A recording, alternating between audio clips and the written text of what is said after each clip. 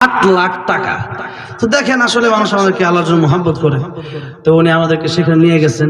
তো এটা হচ্ছে যে আল্লাহর জন্য ভালোবাসা, মানে হাব্বালিল্লাহি ওয়া আবদালিল্লাহি ওয়া আতালিল্লাহি ওয়া মানা আলিল্লাহি ফাকাদ ইসতাকমাল ঈমান। আমাদের ঈমান যেন পরিপূর্ণতা পায়, সেজন্য সব কাজই করতে হবে কার জন্য?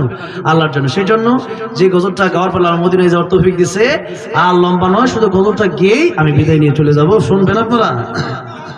হুজুরের কাছ থেকে অনুমতি নিয়ে দিতে হবে, কারণ কেমনে বসায় রাখি, কথাটা বুঝছেন না? আমারে হুজুর আজানও শিখাইছে, দেখেন নাই? আপনারা দেখছেন? হ্যাঁ, তাহলে তো হুজুর তো আমার উস্তাদ, এখানে দুইজনই আমার উস্তাদ। ওনাদেরকে বসে কেমনে এই সাইডে বসে থাকে লম্বা সময়, ওয়াজও তো আয় না, কথাটা বুঝেন নাই? আচ্ছা, যাই হোক, এরপর আপনারাও শীতের সময় কষ্ট করে বসে, ওই যে যারা দাঁড়ায় আছেন বসে যান না, সামনের দিকে আসেন, একটু সামনের দিকে এসে পড়ে আমার যুবক ভাইরা।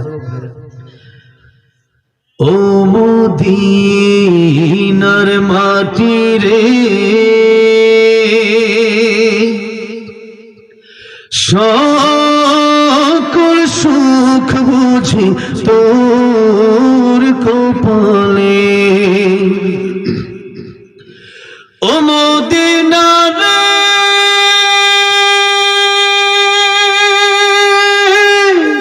তোর বুকে আমার নবী, যার লাগি পাগল সবই, যার লাগি মা তোর ত্রিভুবন। ভাবি আমি সারাক্ষণে কখন যাব সেখানে, সহিনা সহিনা আর পুরানে। ও মদিনার মাটি রে, সকল সুখ বুঝি তোর কপালে।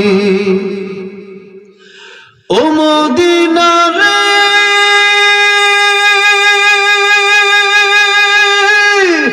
পাখি যদি হতাম আমি, উড়ে উড়ে যেতাম আমি, থাকতো না মনে কোনো যন্ত্রণা।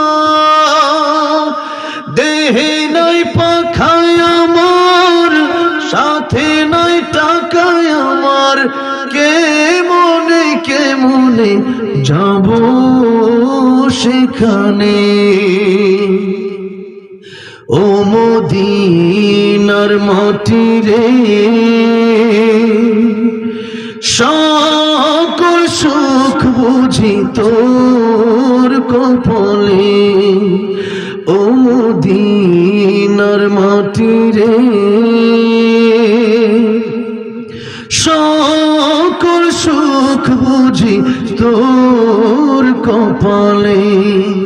আল্লাহ সবাইকে বারবার মক্কা মদিনা যাওয়ার তৌফিক দান করেন, নবীর দিদার নসিব করেন, নবীর শাফাত নসিব করেন, নবীর সাথে জান্নাত নসিব করেন। জোরে বলেন আমিন। আসসালামু আলাইকুম ওয়া রাহমাতুল্লাহি ওয়া বারাকাতুহু।